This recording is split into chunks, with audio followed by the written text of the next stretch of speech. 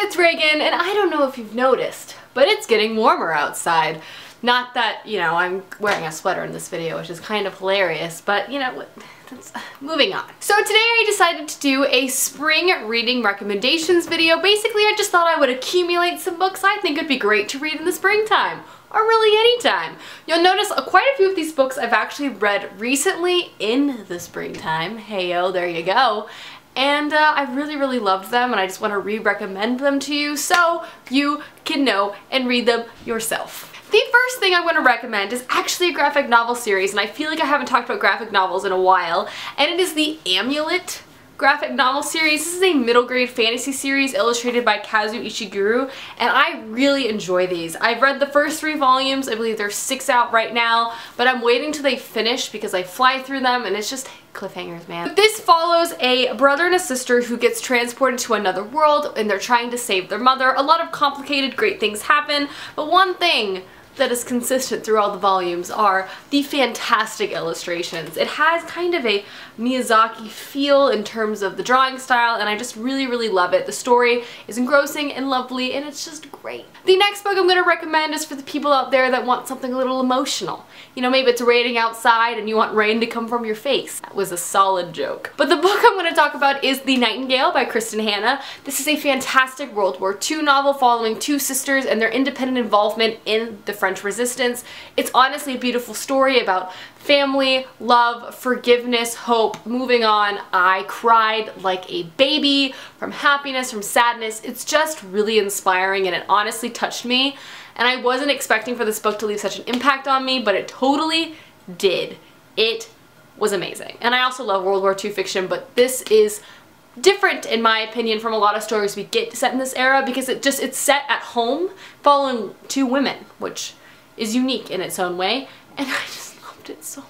Next up is a fantasy novel, and that is Six of Crows by Leigh Bardugo. I'm pretty much including this because, one, I realize a lot of people have already read this because this is a very popular book online, and but I also know there's people that were like me who hadn't been reading it because they were worried about the hype. They're like, I don't know if I'm gonna like this. I didn't like the Gracie trilogy that much.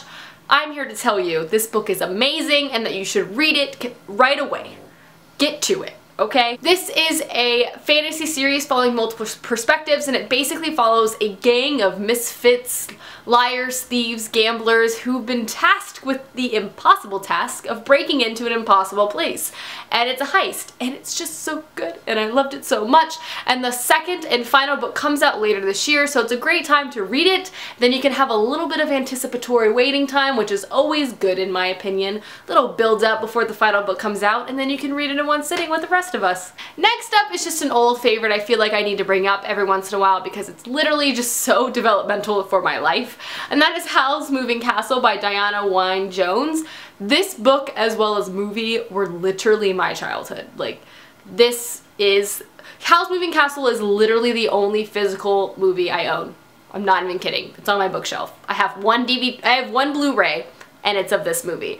This tale is just a wonderful middle grade story following a young girl. She's cursed by a witch, and then she gets employed by the famous womanizing wizard Hal, and it's just about their story and their adventure. It's just so good, and I just really love it. It's just a very great, it's just a really great story, and it makes me think of my childhood, but it's also great if you're not a child, I promise. And the last book I'm going to recommend is actually a book I completed this month. It is for the people out there that want a little romance in their life. And I'm picking Blackmore by Julianne Donaldson. Now, this is a Regency era romance, but it's not like a bodice ripper romance. It's not ridiculous. It's pretty much like, think of like an adorable contemporary novel just set in the 18th century.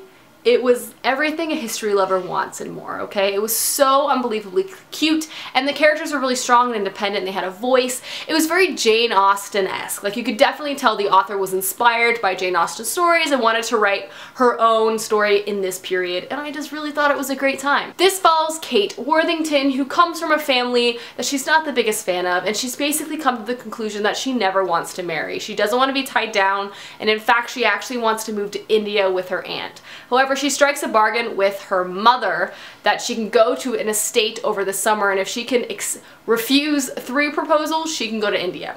It's a lot more complicated than that, but this book is a lot of fun. This is definitely something you'll probably read in a couple sittings. like I did. Alrighty guys, those are my spring reading recommendation books for the springtime. How many times can I say spring? I hope you guys enjoyed this video, and I will see you soon with another one soon. Goodbye!